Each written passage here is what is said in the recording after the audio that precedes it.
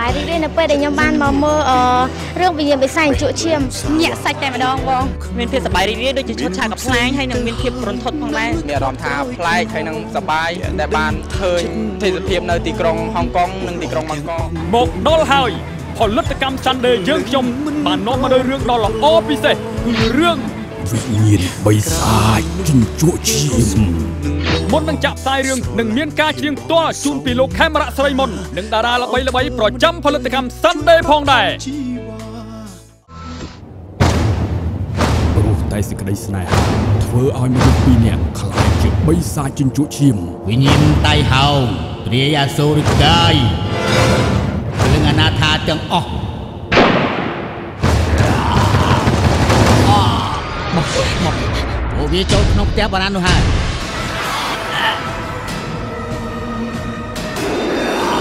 តែភាពយន្តខ្នាតធំដែលថត3ប្រទេសរួមគ្នា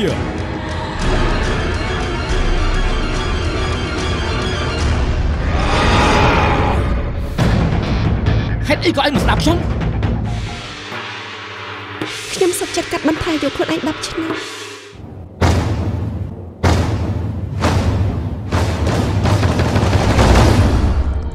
រឿង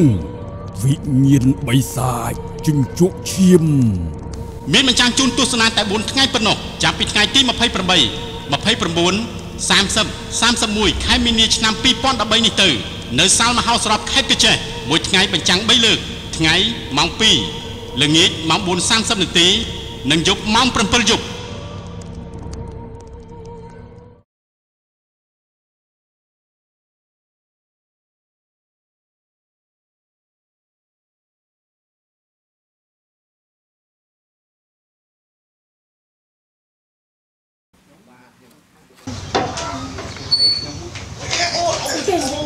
អត់មានអាណាជួនកន្លែងនឹងអល់ងាប់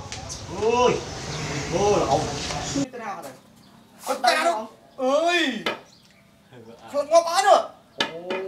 អត់ដឹងទៅណាផងខ្ញុំមិនដឹងទៅណាអើយជិះពួកនឹងទៅណាវាមិនខឹងបានមែនហាប្រនេះសោះហឺ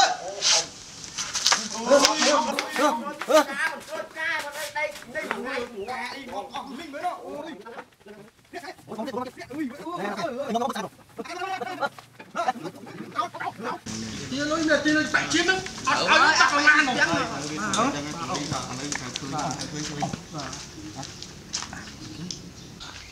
ដើរវឹងហេអីមកស្អីហ៎អូមានមើលអត់អមទឹកទីលុយទៀតទីលុយបានអ្នកនាងចាម៉ែខ្ញុំនៅកំឡោះអ្នកនាងចាអ៊ំមិនអ៊ំកាអីហ៎ពុននេះខ្ញុំស្គាល់នេះចាអ៊ំចាំខ្ញុំមកទៅផ្ទះអ៊ំមួយថ្ងៃហីខ្ញុំនៅកំឡោះចាអ៊ំចាខ្ញុំទៅស្នាក់អ៊ំណាចាអ៊ំអញទុកពុកមាត់ចឹងអត់ស្អាតទេមុខអញបុកកោមាត់ចឹងកោទៅអេបុកកោក្មេងជីវិតទៀតហើយស្អាតណាស់បាទបុកកោទៅស្អីម្នាក់វិញហ្នឹងដឹងថាបានបែងហើយតកកោមាត់ស្អាត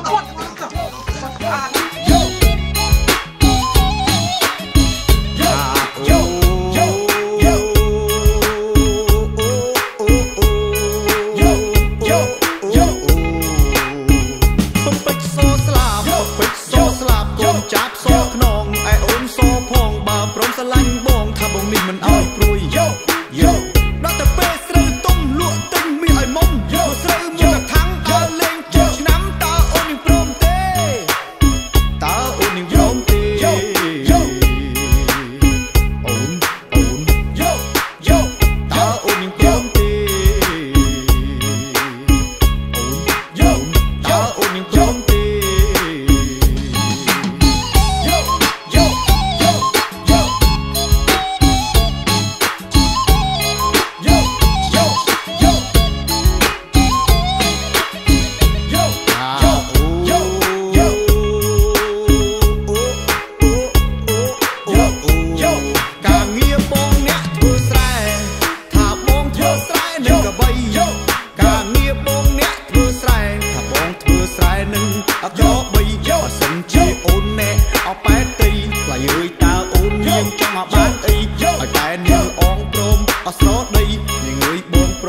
តាមមកទាំងអស់តាម